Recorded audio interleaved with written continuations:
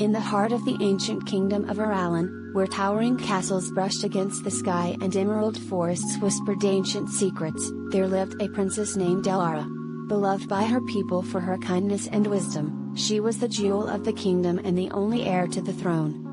One autumn evening, as the sun set in a blaze of gold and crimson, Princess Elara wandered into the royal garden. She often sought solace there, among the blooming flowers and the soft hum of nature.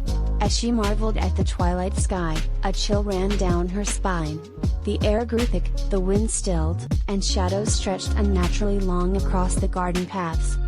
Suddenly, a dark figure emerged from the shadows, cloaked in black, his face hidden behind a mask of iron.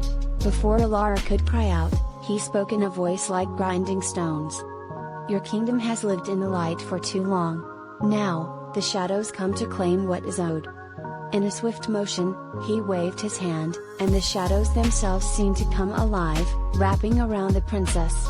Darkness enveloped her, and before the palace guards could react, she was gone, taken by the mysterious stranger. News of Princess Elara's kidnapping spread like wildfire.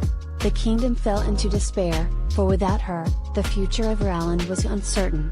The king, grief-stricken and enraged, summoned the finest knights, scholars, and hunters from across the land. A reward was promised to anyone who could return the princess safely. Among those who answered the call was a young knight named Kael, known more for his cunning than his swordsmanship. Unlike the others, he did not rely solely on brute strength. He had spent years studying the ancient lore of Aralyn, learning of the Forgotten Lands and the dark powers that once ruled them. Kael suspected that the princess had been taken to the cursed land of Nithria, a shadowy realm long abandoned by the living. It was said that Nithria was the home of an ancient sorcerer, a creature of darkness who had once tried to conquer Aralyn before being banished by the light. Undeterred by the tales of horror, Kael set out on his journey. For days, he rode across perilous mountains, through haunted forests, and over vast, desolate plains.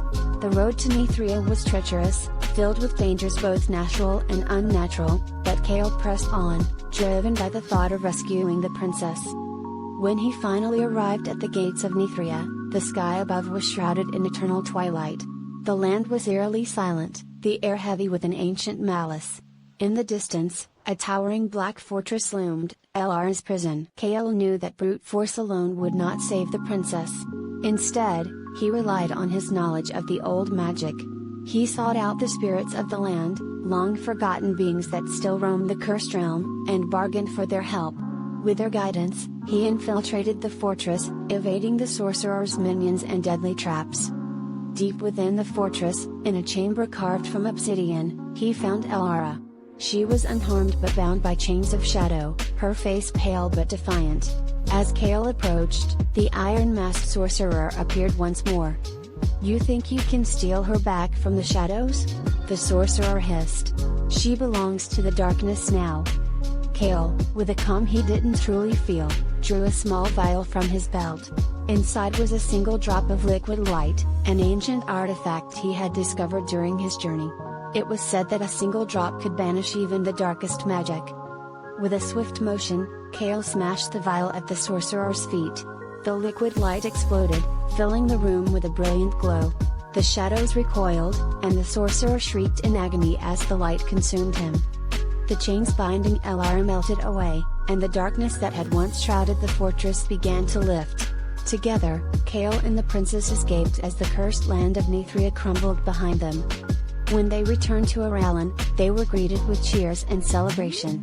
The kingdom rejoiced at the return of their princess, and Kael was hailed as a hero. But as the celebrations went on, Kael couldn't shake the feeling that the shadows had not been truly defeated, that somewhere, in some forgotten corner of the world, the darkness still lingered, waiting for its chance to rise again. And so, though peace had returned to the kingdom, the shadows of Aralyn would never be forgotten.